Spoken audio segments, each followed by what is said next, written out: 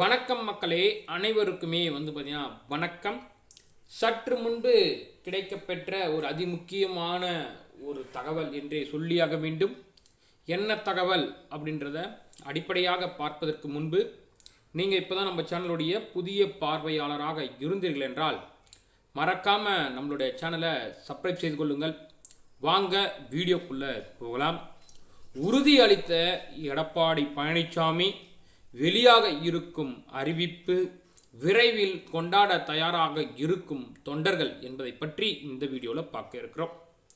அதாவது சமீப காலத்துமாக தேர்தல் ஆணையம் அறிவித்தது, அதாவது தமிழகத்தில் உள்ள 6 மாநிலங்களவை உறுப்பினர்களுக்கும் விரைவில் தேர்தல், அதாவது ஜூன் 19ஆம் தேதி தேர்தல் நடத்த திட்டங்கள் தீட்டப்பட்டு வருது. இதற்கான முழு ஆயத்த பணிகளை அனைத்து அரசியல் கட்சி தலைவர்களும் பார்த்தீங்கன்னா முன்னெடுத்து அதற்கான வேலைகளையும் செஞ்சு வராங்க.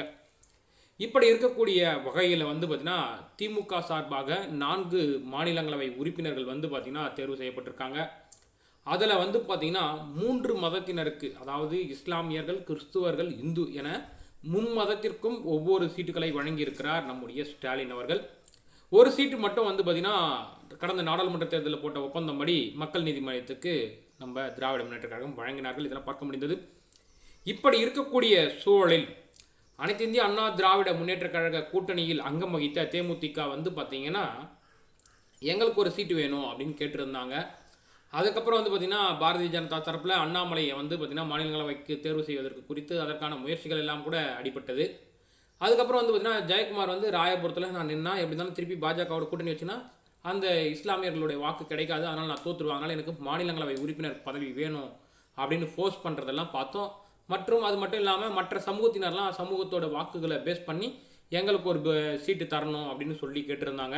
ஆனால் கடந்த முறை பார்த்தீங்கன்னா அனைத்து இந்திய அண்ணா திராவிட முன்னேற்ற கழகத்தில் வடக்கு தெற்குன்னு கொடுத்துருந்தாங்க. இந்த முறை கிழக்கு மேற்கு அப்படின்னு கொடுக்கலான்னு திட்டங்களை தீட்டி வச்சிருந்ததாகவும் தகவல்கள் எல்லாம் உலா வந்தது. இதற்கு எல்லாத்துக்கும் பார்த்தீங்கன்னா தற்பொழுது பார்த்தீங்கன்னா பிரேமலதா விஜயகாந்த் அவங்க ஸ்ட்ராங்காக சொல்லிட்டாங்க. என்ன சொன்னாங்கன்னா, எடப்பாடி நீங்கள் கொடுத்த வாக்கை நிறைவேற்றணும், அப்படி இல்லைன்னா மக்கள்கிட்ட விடுறன்ற மாதிரி, அதாவது எப்படின்னா மக்கள் இந்த வாக்கே நம்பலை, இதையே நீங்கள் ஏமாற்றிட்டீங்க, அப்போ உங்களுடைய வாக்கை மக்கள் எப்படி நம்புவாங்க அப்படின்ற ப்ரெஸ் மீட் எல்லாம் தேமுதிகவின் பொதுச் செயலாளராக இருக்கக்கூடிய பிரேமலதா விஜயகாந்த் அவர்கள் வழங்கியதை நம்ம பார்க்க முடிந்தது. இப்படி இருக்கக்கூடிய வேளையில் பார்த்தீங்கன்னா தற்பொழுது எடப்பாடி பழனிசாமி அவர்கள் நம்முடைய தேமுதிக அப்படின்னு சொல்லக்கூடிய நம்முடைய விஜயகாந்த் அவர்களுடைய கட்சிக்கு பார்த்தீங்கன்னா ஒரு பதவியை கொடுக்கறதா சொல்லிட்டு இருக்காரு. இதற்கான அறிவிப்புகள் நாளை வெளியிடப்படும் என தெரிகிறது.